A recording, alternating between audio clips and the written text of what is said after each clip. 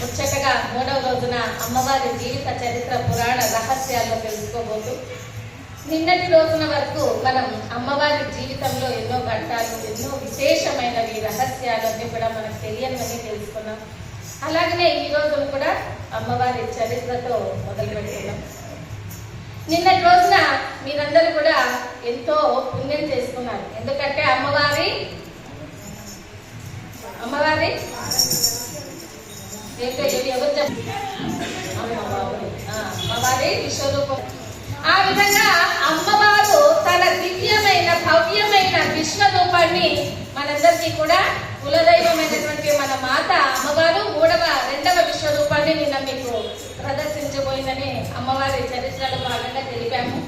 ఆ విధంగా అమ్మవారి విశ్వరూపము దర్శించుకున్న ఆర్యవైశ్యులందరూ కూడా రోమాంచితులై ఎంతో ఆనందంతో ఓ జనని ఓ వాసవి అంటూ వాసవి మాతాకి మన కులదేవత వాసవికి అంటూ ఆ రోజు నుంచి విశ్వరూపం చూపిన రోజు నుంచి అమ్మవారిని మన కులదేవతగా పూజిస్తూ ఉన్నారు. మరి అంతకుముందు ఎవరు మనకు కులదేవుడు, ఎవరు మన కులదైవం? అంతకుముందు కరెక్ట్ అమ్మా, నగరేశ్వర స్వామి.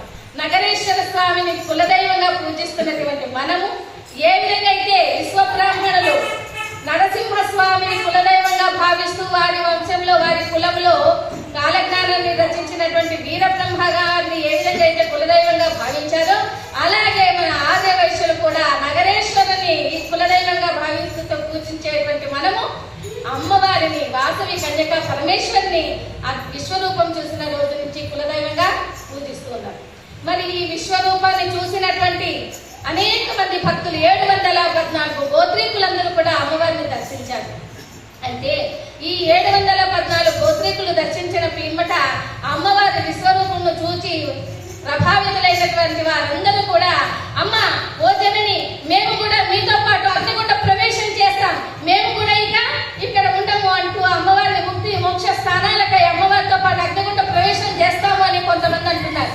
కొంతమంది ఏమో ఏమిటి ఇంతింత వైభవాన్ని వదిలి మణులు, మాణిక్యాలు, భవనాలు, రతనాలు, అంతకంటే ఎక్కువైన మునిమన్లు, మనవరాలను వదిలి మేము అగ్నిగుండ ప్రవేశం చేయాలా? అమ్మ బాబోయ్, తలచుకుంటేనే చాలా భయం వేస్తుంది. ఇదిగో ఆ బ్రహ్మదేవుడే దిగొచ్చినా సరే, ఆ విష్ణుదేవుడే పుష్పక విమానాన్ని తీసుకొచ్చినా సరే, ఒక టెంకాయ కొట్టి దానికి మేము దండం పెట్టి 3 మార్లు ప్రదక్షిణాలు చేసి దండం పెట్టుకుంటామే కానీ మేము మాత్రం అగ్నిగుండ ప్రవేశం చేయలేము అని కొంతమంది అన్నారు.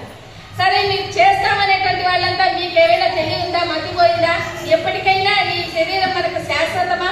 అమ్మవారితో పాటు అగ్నిగుండ ప్రవేశం చేస్తే ముక్తి మోక్ష స్థానాలు వస్తాయి కదా అంటూ వాళ్ళు ఎన్నో నీతులు చెప్తున్నప్పటికీ కొంతమంది చేయమంటున్నారు, కొంతమంది చేస్తామంటున్నారు. ఇదంతా చూస్తున్నటువంటి కొంతమంది ఆర్యవైశ్య ప్రముఖులకు కోపం వచ్చి, ఏమయ్యా కుసుమ శ్రేష్ఠి గారు, ఏదో మీ అమ్మాయి పెళ్లి విషయం మాట్లాడాలంటే మేము ఏదైనా విజయనగరం నుంచి, విశాఖపట్నం నుంచి, అన్నవరం నుంచి మా బిజినెస్ వ్యాపారాలు పనులన్నీ మానుకొని మేము వస్తే ఇక్కడికి మీరు వచ్చినాక చేసేది అగ్నిగుండ ప్రవేశం చేయాలన్న.